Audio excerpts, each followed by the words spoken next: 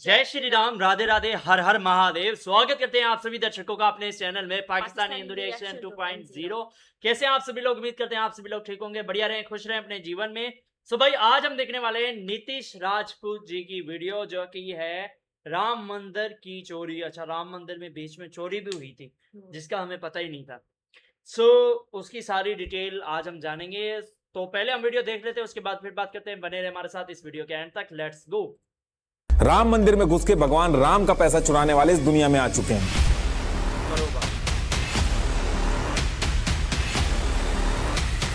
Samajwadi party के अखिलेश यादव ने जब ये सारी चीजें उठा के ट्वीट की, बीजेपी एमएलए ने 20 लाख में पंडित से जमीन खरीद के 2.5 करोड़ में ट्रस्ट को बेच दी। भगवान राम का 3 किलो का हार 1 किलो की चरण पादुका नकली सोने से बदल दोगे।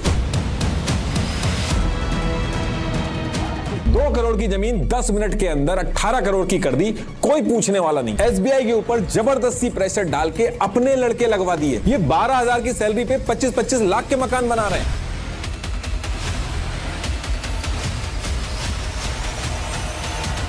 आम आदमी पार्टी के संजय सिंह ने मंदिर के 11 लैंड डॉक्यूमेंट जब एसआईटी को पकड़ाए, इन्होंने छुप के मंदिर का जो काउंटिंग रूम था उसमें हिडन कैमरा लगवा दिए। 15 में से 12 लोग बीजेपी गवर्नमेंट ने राम मंदिर ट्रस्ट में ऐसे डाले, राम मंदिर के कंस्ट्रक्शन में 40% कमीशन लेते हुए इनके हाथ नहीं कांपे। गरीब के जुड़े हुए हाथों से चढ़ाए हुए पैसों को ये चुरा के ले गए। ऐसे लोग भी देखिए, अयोध्या के अंदर राम मंदिर में डेली लाखों लोग दर्शन करने आते हैं। इनमें से कोई बूढ़ा किसान होता है जो अपनी फसल काटने के बाद उसमें से एक हिस्सा भगवान राम को चढ़ाने आता है। कोई माँ होती है जो घर के खर्चे में से कटौती करके नोट जोड़ जोड़ के लेके आती है। कोई मजदूर होता है जिसकी कोई विश पूरी होती है और वो उस खुशी का टुकड़ा भगवान राम तक पहुंचाना चाहता है। ये जितने लोग राम मंदिर में आते हैं, ये सिर्फ एक विश्वास के साथ घंटों लाइन में लगते हैं कि जो पैसा इन्होंने चढ़ाया है वो सीधा भगवान राम तक पहुंचेगा। लेकिन इन्हीं लाखों करोड़ों लोगों के साथ विश्वासघात कर दिया गया है। आपने अपनी जिंदगी में हर तरीके का स्कैम और लूट के बारे में सुना होगा, बैंक की लूट, घरों की, तिजोरियों की। लेकिन अब दुनिया में ऐसे लोग पैदा होकर घूम रहे हैं जो राम मंदिर के अंदर घुस के भगवान राम के नाम का चढ़ावा चुराने पे उतारू हो गए हैं। चारों तरफ टीसीएस के CCTV cameras, audit team, state bank of India का स्टाफ, देश के सबसे सिक्योर कैश रूम में से एक। लेकिन उसके बाद भी जिन लोगों पे भरोसा करके राम मंदिर के दान की निगरानी का जिम्मा दिया था, उन्हीं के नाम आज एफआईआर में है। और ये सारे लोग जिन पे भरोसा किया गया था, एक गैंग की तरह मिलकर ऑपरेट कर रहे थे। अब क्वेश्चन ये है कि कैमरे के सामने, ऑडिट के नीचे, बैंक के सिस्टम के अंदर मिलके ये सारी चीजें करी कैसे गई।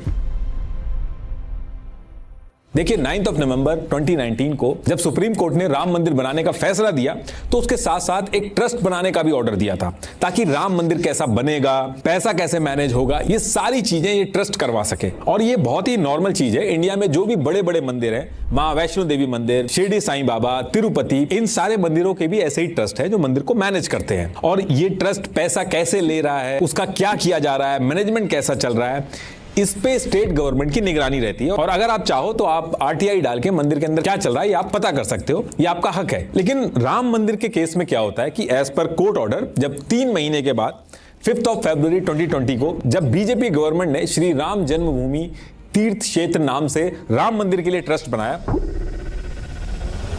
तो इसमें इन्होंने एक चीज की, इस ट्रस्ट को इन्होंने एक ऑटोनॉमस ट्रस्ट बनाया। मतलब कि ये ट्रस्ट एक प्राइवेट ट्रस्ट की तरह रन करेगा, जिसमें गवर्नमेंट का कोई रोल नहीं होगा। अब बीजेपी गवर्नमेंट ने राम मंदिर के ट्रस्ट को ऑटोनॉमस बना के गवर्नमेंट के कंट्रोल से तो बाहर कर दिया। तो ऑन पेपर तो ये ट्रस्ट गवर्नमेंट के कंट्रोल से बाहर दिख रहा था। आप इसमें बाकी मंदिरों की तरह आरटीआई वगैरह नहीं डाल सकते थे। लेकिन ट्रस्ट के अंदर जो लोग रखे गए वो ऐसे रखे गए जिनके कनेक्शन बीजेपी गवर्नमेंट से थे। और ऐसा मैं इसलिए कह रहा हूं क्योंकि 15 में से 12 मेंबर खुद बीजेपी गवर्नमेंट ने नॉमिनेट किए। जैसे नृपेंद्र मिश्रा, ये 2014 से 2019 तक पीएम नरेंद्र मोदी के प्रिंसिपल सेक्रेटरी थे। ऐसे ही ट्रस्ट में वीएचपी और आरएसएस के लोग भी थे। जैसे बीजेपी गवर्नमेंट ने ट्रस्ट का जनरल सेक्रेटरी चंपत राय को बनाया। ये बचपन से आरएसएस से जुड़े थे, लेकिन फिर जब राम मंदिर आंदोलन हुआ तो इसमें आरएसएस ने इनको वीएचपी में भेजा। तो ये विश्व हिंदू परिषद के इंटरनेशनल वाइस प्रेसिडेंट भी थे। ऐसे ही कंस्ट्रक्शन कमेटी का मेंबर कामेश्वर चौपाल जी को बनाया गया। ये बीजेपी के एमएलसी भी रह चुके थे। ऐसे ही डॉक्टर अनिल मिश्रा, ये आरएसएस के अवध रीजन के प्रांत कार्यवाह थे।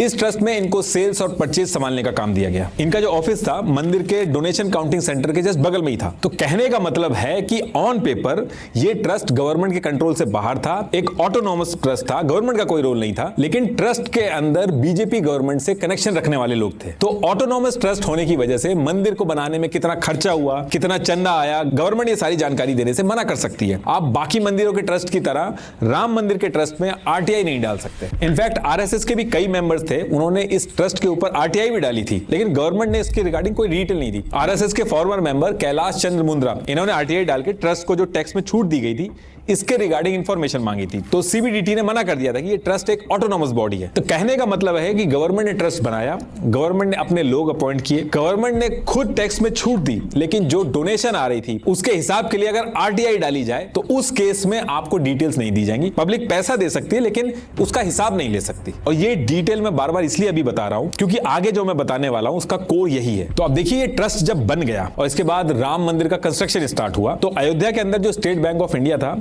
यहां पे ट्रस्ट का एक जीरो बैलेंस का करंट अकाउंट खोल के पूरे देश से डोनेशन आना चालू हुआ। और ये जो पूरा डोनेशन लेने का जो प्रोसेस था और जो राम मंदिर का कंस्ट्रक्शन चल रहा था, जब ये सारी चीजें चल रही थी तो इसके 7 महीने बाद नवंबर 2020 को ट्रस्ट के जो टॉप ऑफिशियल्स थे, इन्होंने क्या किया, इन्होंने एक प्राइवेट ऑडिट फर्म को बुलाया और पूरे प्रोसेस को ऑडिट करवाया। अब इस ऑडिट फर्म ने आके जब ऑडिट किया तो as per Indian Express report, इस ऑडिट फर्म ने कहा कि जिस तरीके से ये पूरे ट्रस्ट का मैनेजमेंट चल रहा है ये हाईली अनप्रोफेशनल है, इससे बहुत बड़ी दिक्कत खड़ी हो जाएगी। इसमें ना तो कोई सिस्टमैटिक रिकॉर्ड मेंटेन हो रहा है, ट्रांजैक्शन भी ऐसी की जा रही है जिसमें सेकंड और थर्ड चेक नहीं है। और फर्म ने कहा कि अगर इसको जल्दी से जल्दी नहीं सुधारा गया तो चोरी और इनएप्रोप्रिएट ट्रांजैक्शन होने लगेंगे। ऑडिट फर्म ने ये जो वार्निंग दी थी इसके ऊपर काम होना चाहिए था, लेकिन हुआ इसका उल्टा। इस वार्निंग के बाद प्रोसेस को सही करने की बजाय ऑडिट फर्म की इस वार्निंग की फाइल को दबा दिया गया। ट्रस्ट की वेबसाइट पर ना कोई एसओपीज, ना कोई इंटरनल ऑडिट रिपोर्ट, कुछ भी मेंटेन नहीं किया गया और इसके बाद भी कंस्ट्रक्शन का काम ऐसे ही चलता रहा।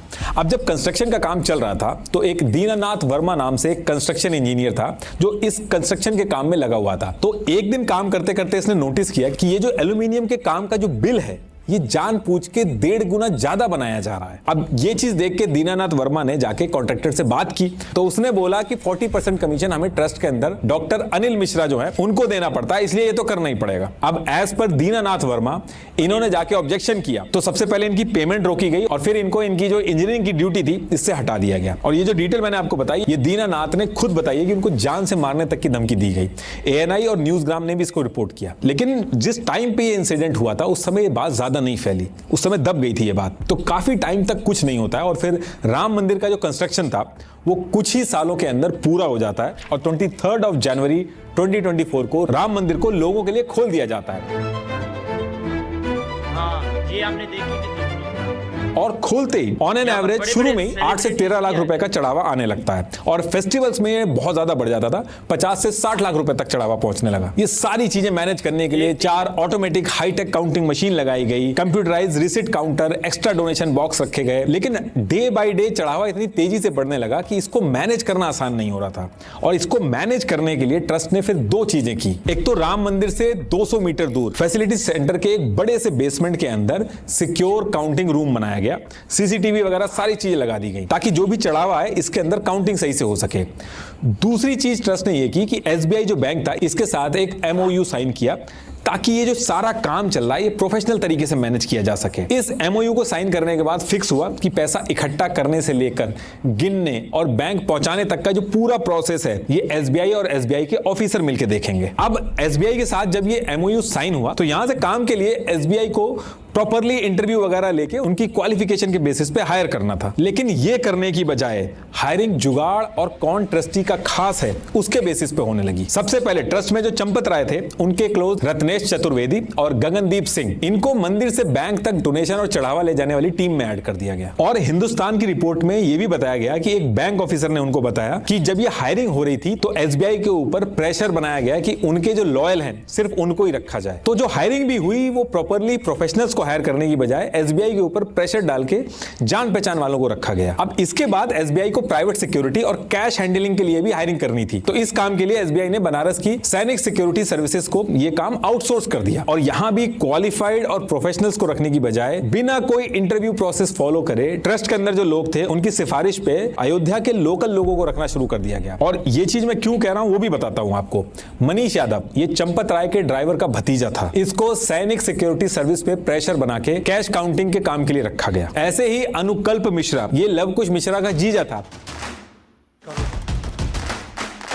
ये दोनों के दोनों ट्रस्ट के मेंबर अनिल मिश्रा के रिश्तेदार हैं। इन दोनों को नोटों की गिनती और जो चढ़ावा था उसका वाउचर तैयार करने के लिए रखा गया। चंपत राय के पर्सनल ड्राइवर रमाशंकर उर्फ टीनू यादव ये मंदिर के अंदर की एडमिनिस्ट्रेटर, सारे इंपॉर्टेंट काम, वीआईपी विजिट, स्ट्रांग रूम की चाबी और कैश काउंटिंग सब जगह इनका इन्वॉल्वमेंट रखा गया। और ये जितनों के मैं नाम ले रहा हूं इन सब की ये 20 से 22 हजार तक की सैलरी थी, कुछ की 12-12 हजार भी सैलरी थी। लेकिन अभी आगे देखिएगा आप, ये सारे के सारे अभी करोड़पति बनेंगे, थोड़ा सा वेट करिए। अब हायरिंग वगैरह सारी जब पूरी हो गई तो उसके बाद मंदिर के अंदर प्रोसेस वगैरह सेट किए गए। रूल के हिसाब से मंदिर के अंदर जगह जगह दान पेटियां लगा दी गई। ये दान पेटियां जब भर जाती थी तो इनको ट्रस्ट और बैंक के 4 लोगों के सामने खोला जाता था और फिर इन पैसों को लोहे के बक्से में डाल के ताला लगा के मंदिर से 200 मीटर दूर जो फैसिलिटी सेंटर के बेसमेंट में इन्होंने एक जो रूम लिया था उसमें ले जाया जाता था। और इस रूम के अंदर सीसीटीवी की निगरानी में बक्सों को रख दिया जाता था, जिसको अर्जुन देव नाम का एक रेडियो मेंटेनेंस ऑफिसर संभालता था। और फिर इसके बाद इसी रूम के अंदर सीसीटीवी के अंदर 2 शिफ्ट में काउंटिंग करी जाती थी। एक शिफ्ट मॉर्निंग में 8 से दिन में 2 बजे तक रहती थी, दूसरी शिफ्ट 2 बजे से रात के 8 बजे तक होती थी। टोटल 50 लोग इस काउंटिंग रूम में प्रेजेंट होते थे।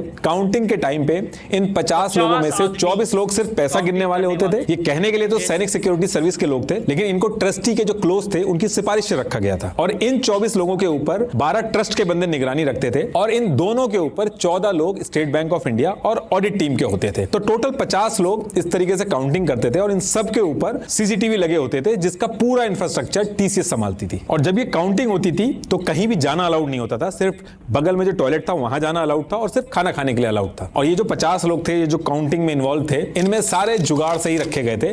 लवकुश मिश्रा, मनीष यादव, अनुकल्प मिश्रा, टीनू यादव, ये सारे के सारे आपस में एक दूसरे को जानते थे। कोई किसी का भतीजा था, कोई किसी का जीजा था, कोई किसी को 5 साल पहले मिला था। तो कहने का मतलब यह है कि क्योंकि जुगाड़ से इनकी सबकी नौकरी लगी थी तो कोई भी थर्ड पार्टी के थ्रू इनका वेरिफिकेशन वगैरह भी नहीं हुआ। अब जब ये काउंटिंग प्रोसेस स्टार्ट होता है तो इसके कुछ दिन बाद ये लोग चोरी करना स्टार्ट करते हैं। इन लोगों को ऑलरेडी पता था कि मेन कैमरे किस जगह पे लगे हैं, ऑलरेडी एक दूसरे को जानते थे, लोकल थे। तो बहुत ही कोऑर्डिनेटेड तरीके से इन्होंने क्या किया, कुछ कैमरे जो लगे हुए थे उनका व्यू ब्लॉक किया। और जब ये व्यू ब्लॉक करते थे तो बाकी क्या करते थे कि 500 की गड्डी जेब में डाल लेते थे और उसके बाद एज पर एनडीटीवी इन गड्डियों को वॉशरूम जाने के बहाने वहीं टॉयलेट में छुपा दिया जाता था। और जब पूरा दिन खत्म होता था तो गड्डियां निकाल के मंदिर से बाहर चले जाते थे और फिर आपस में बांट लेते थे। काफी टाइम तक ये जो कर रहे थे किसी को हवा नहीं लगी, लेकिन फिर ईयर 2025 के स्टार्टिंग में ट्रस्ट के कुछ ऑफिशियल्स थे, उनको शक हुआ क्योंकि सारे नोट के कंपैरेटिवली 500 के नोट की जो गड्डियां थी वो बहुत ज्यादा कम हो रही थी बाकी नोटों के कंपैरेटिवली। तो ट्रस्ट के ऑफिशियल्स जो थे उनको शक हुआ कि शायद कहीं चोरी ना हो रही हो। तो इन्होंने क्या किया, इन्होंने एसबीआई के रिप्रेजेंटेटिव्स को बुलाया, उनके साथ मिलके एसओपीज बनाई जिसमें इन्होंने कुछ रूल सेट किए। और रूल ये थे कि इनको बिना जेब वाले कपड़े पहनाए जाएंगे। दूसरा ये था कि सैनिक सिक्योरिटी सर्विस के कुछ और एक्स्ट्रा गार्ड जो होंगे उनको भी काउंटिंग रूम में लगा दिया जाएगा। रैंडम चेक्स किए जाएंगे, उनकी भी डेट वगैरह मेंशन कर दी गई। और ये कहा गया कि 180 दिन तक की जो सीसीटीवी फुटेज होगी उसको सिक्योर करके रखना ये मैंडेटरी होगा। अब ये एसओपीज वगैरह बंद तो गई, लेकिन हैरानी की बात ये है कि कोई भी रूल ही फॉलो नहीं हुआ। जो बिना पॉकेट के कपड़े पहनने थे वो फॉलो नहीं हुए। 180 दिन की जो फुटेज सिक्योर करके रखनी थी उसकी बजाय 45 डेज की फुटेज स्टोर करके रखी जाने लगी, बाकी सब डिलीट कर दी जाती थी। घर जाते टाइम जो तलाशी वगैरह करनी थी वो भी नहीं हुई। अब रूल्स तो फॉलो नहीं हुए, लेकिन जिस तरीके से ये लोग धीरे धीरे करके गड्डियां उठा रहे थे इसको करना भी डे बाय डे मुश्किल होता जा रहा था क्योंकि एक्स्ट्रा गार्ड्स वगैरह भी आ गए थे काउंटिंग रूम में। तो ये सारे लोगों ने मिलके एक नया तरीका इजाद किया पैसे चोरी करने का। देखिए, राम मंदिर के अंदर जब दान पेटी खोली जाती है तो उसमें मिक्स नोटों का ढेर निकलता है। इसमें 10 के, 50 के, 500 के सारे नोट मिक्स रहते हैं। तो पहले इनको छांट के अलग अलग गड्डियां बनाई जाती हैं और फिर हर गड्डी में ठीक 100 नोट रखे जाते हैं और फिर उसके बाद गड्डियां गिनी जाती है ताकि नोट गिनने में आसानी हो। मान लो अगर एक 500 रुपए की गड्डी है तो उसमें 500 के 100 नोट होंगे, मतलब कि 50,000 रुपए होंगे। तो इस चीज के अंदर इन लोगों ने क्या तरकीब निकाली, जो 100-100 नोटों की अलग अलग गड्डियां होती थी उन गड्डियों में इन्होंने 100 की जगह 100 से ज्यादा नोट डाल दिए, 120 नोट डाल दिए। अब इससे हुआ ये कि मान लो अगर 500 रुपए की गड्डी है, उसमें 100 नोट होने चाहिए थे, तो उसकी जगह इन्होंने 120 नोट डाल दिए, तो उसमें 50,000 की जगह 60,000 रुपए हो गए। लेकिन ऊपर से जब वाउचर बन रहा है तो उसके ऊपर 50,000 ही लिखा जा रहा है, जबकि उसके अंदर 60,000 है। काउंटिंग में उनको 100 नोटों की गड्डियां समझ के काउंट किया जा रहा है, उसमें किसी को यह नहीं पता कि उसके अंदर 120 नोट डाल रखे हैं। और इन गड्डियों का जो वाउचर बनाया जाता था, इसका काम अनुकल्प मिश्रा के पास था। और जब ये सारी चीजें बन जाती थी, गड्डियां बन जाती थी, गड्डियों के अंदर ज्यादा नोट पड़ जाते थे, वाउचर बन जाते थे, तो मंदिर से इन नोटों की गड्डियों को बैंक ले जाने का जो काम था वो रत्नेश, गगनदीप और टिन्नू लेके जाते थे। और ये लोग क्या करते थे कि डिपॉजिट करने से पहले ही गड्डियों में जो एक्स्ट्रा नोट होते थे उनको निकाल लेते थे। तो इसकी वजह से किसी को पता ही नहीं चल पाता था। मंदिर के अंदर 120 नोटों को 100 नोट का वाउचर लगा दिया जाता था और बैंक में 100 नोट जाके जमा कर दिए थे, और बीच में जो 20 नोट थे उनको बीच में निकाल लिया जाता था। और बैंक में डिपॉजिट करने के बाद जब ये वापस आते थे तो एक जगह डिसाइड करके भगवान राम के चढ़ावे के पैसे को आपस में बांट लेते थे। और काफी महीनों तक हर दिन ये काम ये लोग करते रहे। लेकिन मार्च 2026 आते आते एसबीआई को डोनेशन काउंटिंग प्रोसेस में सस्पिशियस एक्टिविटी दिखने लगती है कि कुछ तो इस सिस्टम में गड़बड़ चल रही है। तो सेम डे एसबीआई ने जो ट्रस्ट था उसको रिटर्न में एक सजेशन दिया कि ये जो स्टाफ काउंटिंग कर रहे हैं, हमें इनको रिप्लेस करके किसी और स्टाफ को रख लेना चाहिए, ताकि ये जो चोरी और घपले का डर है ये खत्म हो जाए। लेकिन अनिल मिश्रा और चंपत राय इस चीज को करने के लिए साफ मना कर देते हैं, और इनके जो लोग थे जो काउंटिंग कर रहे थे वो एज इट इज काम करते रहते हैं। तो एसबीआई जो था वो स्टाफ तो नहीं चेंज कर पाया, लेकिन कुछ ऑफिशियल्स ने मई 2026 के एंड में इन्होंने क्या किया, काउंटिंग रूम में जो मेन कैमरास लगे हुए थे, उनकी लोकेशन तो हर किसी को पता थी, उसके साथ इन्होंने हिडन कैमरा छुपा के लगा दिए ताकि इस काउंटिंग रूम के अंदर चल क्या रहा है उसके बारे में पता चल सके। अब हिडन कैमरा ये लोग काउंटिंग रूम में लगा के चले जाते हैं, और फिर 4 जून 2026 को ये जो इन्होंने हिडन कैमरा लगाए थे इसकी 1 वीक की फुटेज खोल के देखना स्टार्ट करते हैं। और जैसे ही ये लोग फुटेज खोल के देखते हैं, लोग भौचक्के रह जाते हैं। इसमें ये लोग देखते हैं कि काउंटिंग रूम के अंदर ये लोग जानबूझ के सीसीटीवी कैमरा के सामने खड़े हो जा रहे थे और दूसरे लोग गड्डियां उठा के अपने कपड़ों में छुपा रहे थे, और जिसमें अविनाश शुक्ला जो था वो सबसे आगे दिख रहा था। अब ये पूरा सबूत जो था वो सामने आ चुका था, और ये बात जैसे ही आउट हुई तो इसके अगले ही दिन 5 जून 2026 को ट्रस्टी जो थे उनको भी पता चल जाता है, और अविनाश के घर पे पुलिस और ट्रस्ट के रिप्रेजेंटेटिव को भेजा जाता है। और इसके घर पे ये जो 20 से 22 हजार की जॉब करने वाला अविनाश था, इसके घर से 1 से लेके $100 के नोट मिलते हैं, क्योंकि बाहर से भी चंदा आता था। साथ में 20,39,220 रुपीस का कैश मिलता है, करीब 58 लाख की चीजें मिलती हैं। अब यहां पे इसके खिलाफ प्रूफ भी मिल गए, इसको अरेस्ट भी कर लिया गया, लेकिन बात दबाने के लिए कोई भी फॉर्मल एफआईआर नहीं करवाई गई। अब ये जितने भी लोग मिलकर चोरी कर रहे थे काउंटिंग रूम के अंदर, इनकी सैलरी बहुत कम थी, लेकिन ये बहुत तेजी से बढ़ रहे थे। ये लोग अपना घर बनवा रहे थे, जैसे लव कुछ जिसकी सैलरी सिर्फ 12,000 रुपए थी, इसने 25 लाख रुपए लगा के 2 मंजिला घर बनवाना शुरू कर दिया था। ये उसकी फोटो है। तो इन सारी चीजों को देखते हुए जो इनके साथ के लोग थे जो चोरी नहीं कर पा रहे थे, ये इनसे चिढ़े हुए थे। तो हिडन कैमरा वाली बात जिस दिन खुली, इसके 2 दिन बाद मंदिर के स्टाफ में से ही एक आदमी था, ये समाजवादी पार्टी के लीडर पवन पांडे के पास जाके ये सारी चीजें बता देता है, और फिर समाजवादी पार्टी के चीफ अखिलेश यादव ट्वीट करके ये पूरा मुद्दा दुनिया के सामने उठा देते हैं, और सेम डे के अंदर ये मुद्दा नेशनल न्यूज बन जाता है। Allegations of corruption have shaken one of the country's most sacred sites, the Ram Mandir. The question is simple: was public trust betrayed in the name of faith? And if so, who is responsible? जब शुरू में news आई तो general secretary Champat Rai ने कहा कि audit होती रहती है, कोई परेशान होने वाली बात नहीं है। श्री राम जन्मभूमि तीर्थ क्षेत्र अपने भिन्न भिन्न कार्यों का ऑडिट समय समय पर करता रहता है। लेकिन सेम वीक के अंदर इसी ट्रस्ट का एक फॉर्मर अकाउंट्स इंचार्ज था महिपाल सिंह, ये सामने आता और ये बताता है कि 2020 से 2021 में जब वो ट्रस्ट में काम कर रहा था तब से चोरी हो रही है यहाँ पे। और इसके साथ साथ बोला कि ये जो श्रद्धालु आते हैं मंदिर में, वो भीड़ होने की वजह से ये जो सोना और चांदी होता है ये ट्रस्ट ऑफिस में जमा करने की बजाय वहीं डोनेशन बॉक्स में डाल देते हैं, और फिर यहां से ये जो टीनू यादव था ये डोनेटेड ज्वेलरी की फोटो खींचकर चंपत राय को भेजता था। और इसके साथ इसने बोला कि इसने खुद चांदी के गहनों से भरे हुए 10 अलग अलग चेस्ट बॉक्स बिना किसी हिसाब के, बिना किसी रिसिप्ट के लेके जाते हुए उस टाइम पे देखा। और इस चीज की जब इसने शिकायत करी तो महिपाल को निकाल दिया गया। और महिपाल के सामने आने के बाद बीजेपी के फॉर्मर एमपी बृजभूषण शरण सिंह ने, इन्होंने भी बोल दिया डोनेशन चोरी और मिसयूज की सारी डिटेल उनके पास है, लेकिन वो किसी को देंगे नहीं क्योंकि बहुत ही पावरफुल लोग शामिल हैं इसमें। अब देखिए यहां से पूरे देश में ये बात आग की तरह फैल गई, हर तरफ से प्रेशर बनने लगा। और फिर 13 जून 2026 को यूपी के चीफ मिनिस्टर योगी आदित्यनाथ ने स्पेशल इन्वेस्टिगेशन टीम बना के इस पूरे इशू की इंक्वायरी स्टार्ट करा दी और एसआईटी की टीम ने सेम डे से काम करना स्टार्ट कर दिया। अयोध्या जाकर इन्होंने 40 से ज्यादा लोगों से बैक टू बैक पूछताछ स्टार्ट कर दी। इसके बाद ये जो एसआईटी की टीम थी ये काउंटिंग रूम के पास पहुंची।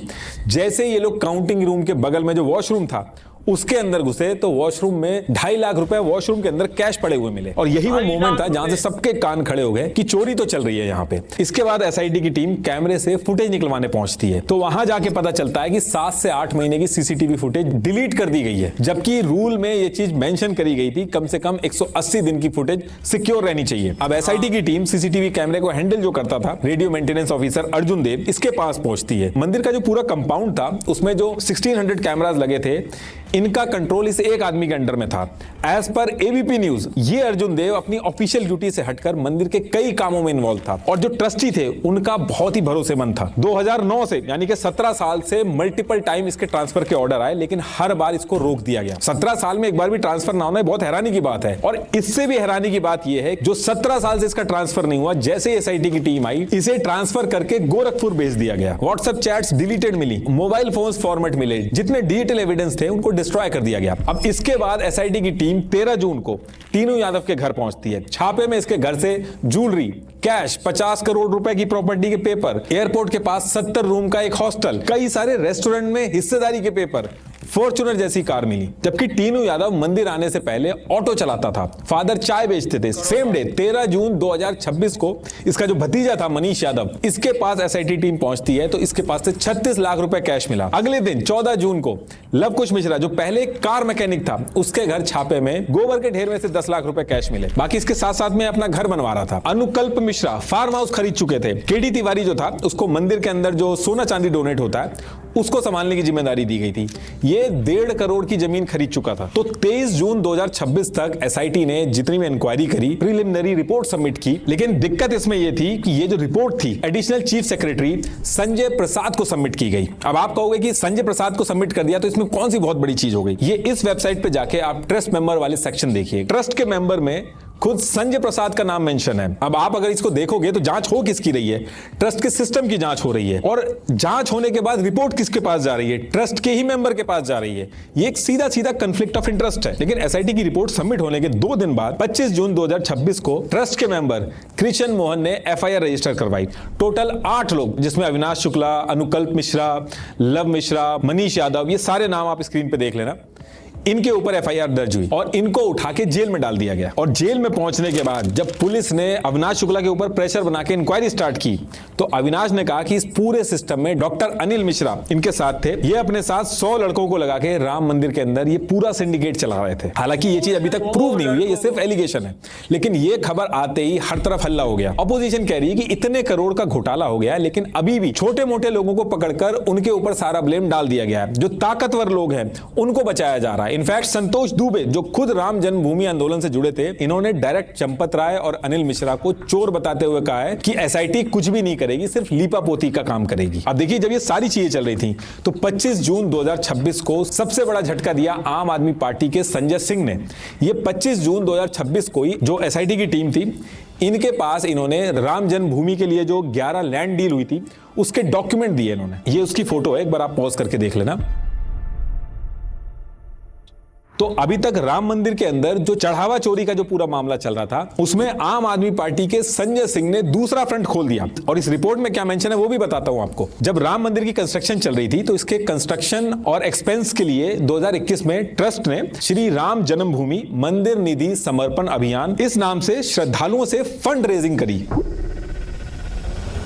और सिर्फ 1 महीने से कम टाइम में श्रद्धालुओं ने लगभग 1511 करोड़ की डोनेशन भगवान राम के नाम पे कर दी। अब ये जो पैसा इकट्ठा किया था, इस पैसे से राम मंदिर के लिए जमीन खरीदी जानी थी। जमीन कहां और कितनी लेनी है इसके लिए 5 मेंबर की कमेटी बनाई गई थी, लेकिन 5 में से सिर्फ 2 लोग चंपक राय और अनिल मिश्रा यही सारे डिसीजन ले रहे थे। बाकी जो 3 लोग थे उनसे सिर्फ साइन करवाए गए। अब दिक्कत इसमें यह हुई कि ये जो जमीन खरीदी गई, ये सारी जमीन जिस तरीके से खरीदी गई वो नॉर्मल नहीं थी। जैसे मई 2021 को इन्होंने एक जमीन अयोध्या के मेयर ऋषिकेश उपाध्याय के भतीजे दीप नारायण से खरीदी। लेकिन अजीब बात इसमें यह थी कि दीप नारायण ने यह जमीन सिर्फ 2.5 महीने पहले 20 लाख रुपए में खरीदी थी और 2.5 महीने के बाद ट्रस्ट ने दीप नारायण से इस 20 लाख की जमीन को 2.5 करोड़ में खरीदा। अब इतने कम टाइम में ये जो एक्स्ट्रा पैसा बनाया गया, ये गया किसकी जेब में? ऐसे ही रवि मोहन तिवारी और सुल्तान अंसारी नाम के 2 लोगों ने 2 करोड़ में 1.2 हेक्टेयर जमीन खरीदी थी। ये सिर्फ 10 मिनट बाद, घंटे या महीने की बात नहीं कर रहा हूं, 10 मिनट बाद यह जमीन 18.5 करोड़ में ट्रस्ट ने खरीदी। कुछ डीलें तो चोर और उचक्कों से भी हुई।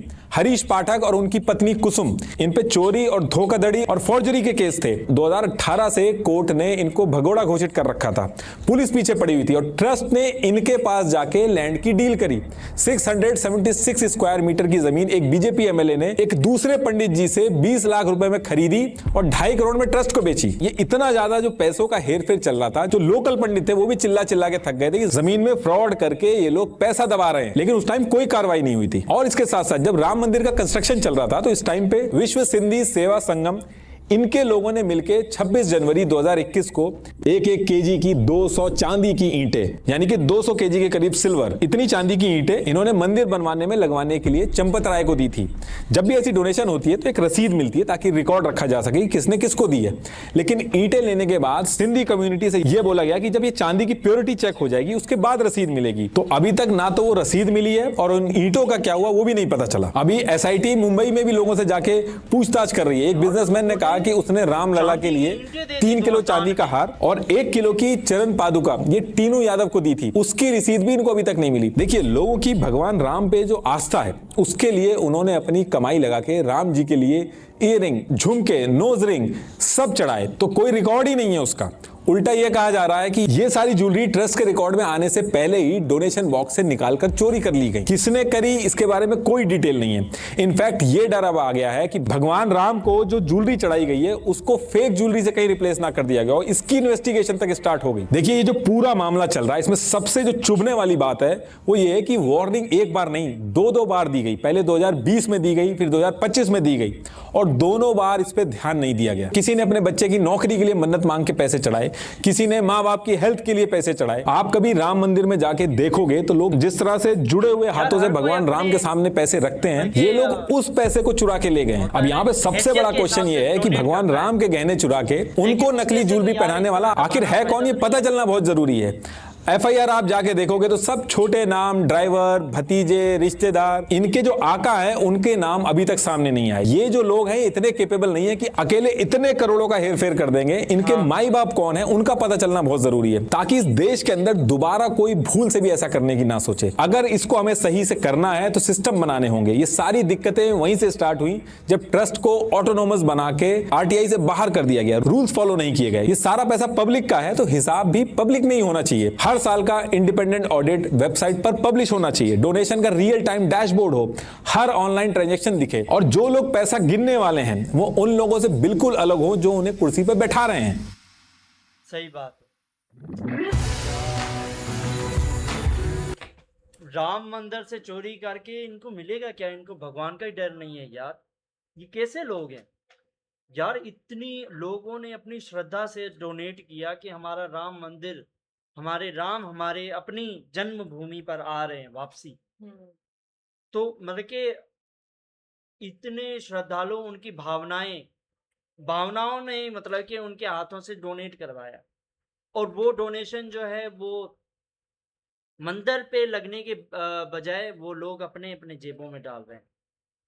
ऐसे ऐसे लोग बैठे हैं यार, ऐसी। और मुझे ये बात सुन के शर्म आ रही है क्योंकि इतना मुश्किल से जो है हमारा राम मंदिर बना है। बिल्कुल। हर हिंदू के दिल में यही था कि राम मंदिर बने, जहाँ श्री राम जी की भूमि है वहां पे ही बनना चाहिए मंदिर। बिल्कुल। और ये बना है तो एक मतलब धन पे जो है एक धब्बा लग गया है, इन्होंने धर्म लगाया पे है। नहीं, ये इन्होंने मतलब कि हिंदू लगाया है समाज ना, हिंदू समाज हिंदू की समाज बेइज्जती की की है। बेइज्जती। अगर मतलब इंटरनेशनल लोगों को पता चले, बाहर लोगों देशों को में, पता चलना चाहिए, क्यों नहीं चलना चाहिए फिर कि भी ऐसे कहीं लोग भी बैठे हैं।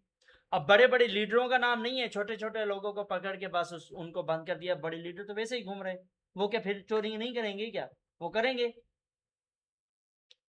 काफी लोग यही तो ऐसे बात होते है ना। हैं, काफी लोग ऐसे होते हैं कि वो जो है मजाक उड़ाते हैं धर्म की, कि हाँ देखो आपके अपने ही लोग जो है वो मंदिरों से जो है वो पैसे चोरी करते हैं। हाँ, हालांकि मंदिर के पैसे एक बार डोनेशन हो गए तो वो उससे निकालने में हमें खुद, वापस लेने में हमें खुद शर्म आती है नहीं, वापस नहीं देने चाहिए। कि यार और हमने जिस डोनेशन कर दिए, जब हो गए ज़ुबान से निकल के तो हो गए। जिन लोगों ने दान किए थे उनको तो मतलब उनकी जो उन लोगों ने मांग की भगवान से, या यार उनका उनके, स्वीकार किया है भगवान उनका ने। तो मतलब कि हो गया, हाँ, उनका तो वो हिसाब किताब क्लियर हो गया। मतलब उन्होंने मन्नत मांगी, मन्नत पूर्ण हुई, उन्होंने जो मतलब कि कहा था वो अपनी ज़ुबान को उन्होंने पूरा किया। कोई पर कोई वैसे आगे भी चोरी देते हो हैं, रही है तो उनको तो फिर भगवान खुद ही देखेंगे कोई ना। कोई वैसे भी देते हैं। पर और गौर जाहिर सी यार, बात है कि आजकल के दौर में जो है वो महीने की 12,000 सैलरी हो इंसान की, कोई हाँ कुछ वो भी नहीं बनता है। वो 25 घर का लाख का खर्चा घर भी कैसे बना घर रहा है? का खर्चा भी बहुत मुश्किल से होता है। मुश्किल और से ये निकल। तो अब जाहिर सी बात है, अगर हमें पता चले कि फलाने इंसान का की जो सैलरी है वो 12,000 है महीने हाँ, की, और वो तो वो 25 लाख का घर बना रहा है। इतना बड़ा घर कैसे उसने बना लिया हाँ, आजकल के दौर में, तो ये बिल्कुल। डाउट होता है। हाँ, लेकिन पूछ-गूछ किसी की भी नहीं है। मुझे इस बात का यार दुःख हुआ कि योगी आदित्यनाथ के स्टेट में ऐसा काम हो रहा है, वो भी राम जन्मभूमि के हम्म। भूमि के अंदर। तो अब मुझे नहीं यकीन होता कि वो भी ठीक होंगे। एक क्योंकि वो एक अगर होता है होते, ना, खुद जाके एक्शन लेते, तो एक टीम होता है ना ना बनाते। भगवान जो है पहले जो है वो परीक्षा लेता है, मतलब कि जो इंसान बुरे कर्म करता है ना हुँ, उनको अपने हाल पे छोड़ देता है, इन्हें हाँ, करने दो। फिर में जो उस बाद में जो मतलब उनको उस चीज की सजा मिलती है वो ना, तो मिलेगी। तो अपने उनको कर्म मिल रही है। कर्मों के बंधन से कोई अब नहीं वो छूट देखो पाया। ना, वो पकड़े गए मैं हैं। मतलब कि योगी आदित्यनाथ की इतनी तारीफ सुनी मुझसे थी। बात ही नहीं मुझे करने देता है। कौन सी? मैंने कहा है कि अब वो लोग पकड़े गए हैं ना, हाँ, अब उनको सारी मतलब सजा मिलेगी, पछतावा होगा कि ये जो हमने किया है वो गलत किया है।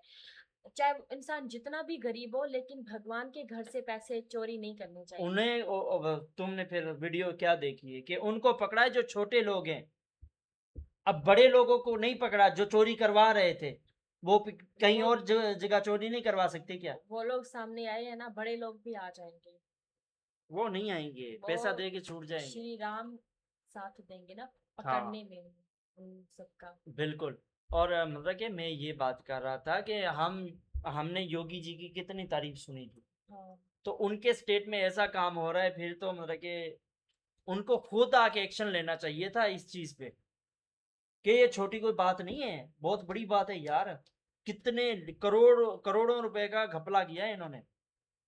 ये कोई देखो ना। कोई ये भी बात है ना, कोई छोटा मोटा मंदिर नहीं है, श्री राम का मंदिर है वो, हाँ, श्री राम की जन्मभूमि, ये लोगों की आस्था के पूरी साथ दुनिया में खिलवाड़ ये हो रहा है। मंदिर फेमस हो गया है, पूरी दुनिया को फेमस पता है। नहीं है, लोगों की आस्था के साथ खिलवाड़ हो रहा है। और तो योगी जी को चाहिए था कि वो खुद आगे इन्वेस्टिगेशन करते। उन्होंने टीम तो बना के भेज दी, उन्होंने इन्वेस्टिगेशन की, पर इन्वेस्टिगेशन करा के उन्होंने एक फाइल बना के उसी को थमा दी जिन सब की इन्वेस्टिगेशन चल रही थी। अब इस मंदिर पे काफी विवाद भी हुआ है ना बाहर हाँ, लोगों पे, यहाँ पे भी हुआ था शायद। तो अगर लोग सुनेंगे तो क्या सोचेंगे कि देखो ये हो रहा है आपके वहां हाँ, पे राम मंदिर के, मतलब लोग सही जो है बात है। ऐसे गलत काम कर रहे हैं। तो ये अच्छी बात नहीं है, मतलब हम भी इस चलो चीज जी, के लिए शर्मिंदा है। नहीं हर कोई अपने कर्मों का हिसाब तो भुगतेगा, ऐसे थोड़ी जाएगा। हम्म। कर्म के बंधनों से कोई नहीं छूट पाया तो वो कैसे छूट पाएंगे? इस जन्म नहीं तो अगले जन्म ही। हम जहाँ पर भी कुछ गलत काम करें तो भगवान हमें देखता है, और वो हाँ, लोग खुद भगवान के घर में ही गलत काम कर रहे थे, हाँ, जो भगवान का हिस्सा गलत था। काम नहीं, चोरी कर रहे थे, वो ऐसा गलत बोला। काम है, चोरी सबसे ही बड़ा पाप है। बड़ा पाप। चलो जी, आज की वीडियो यहीं तक थी, और बहुत मतलब कि अफसोस हुआ है यार, ये खबर नहीं आनी चाहिए थी। हमने खुद अपने हाथों से जिस मंदिर को बनाया, उसी मंदिर में कुछ लोग चोरी कर रहे हैं, तो दिल को बहुत ठेस पहुंचती है, और ये होना नहीं चाहिए। हम्म। हम मतलब कि एक तो लोग कितने श्रद्धा से मतलब कि मंदिर में आते हैं, माथा टेकते हैं, पवित्र जगह मानते हैं उसको, और वो पवित्र होती है तो मानते हैं। आपके पास पैसे नहीं है, आप नहीं दे सकते हो, आप चोरी तो मत करो आपके यार। दिल में प्यार होना चाहिए श्री हाँ। राम के प्रति, आप कुछ दान मत करो, हाँ, लेकिन चोरी नहीं करनी चोरी चाहिए। नहीं जब करनी, आप अगर कुछ दान नहीं की- दे सकते तो चोरी भी नहीं करनी चाहिए। हम्म, तो ये चीज है। चलो जी, मिलते हैं नेक्स्ट वीडियो में, तब तक के लिए जय श्री राम, राधे राधे, हर हर हर हर महादेव।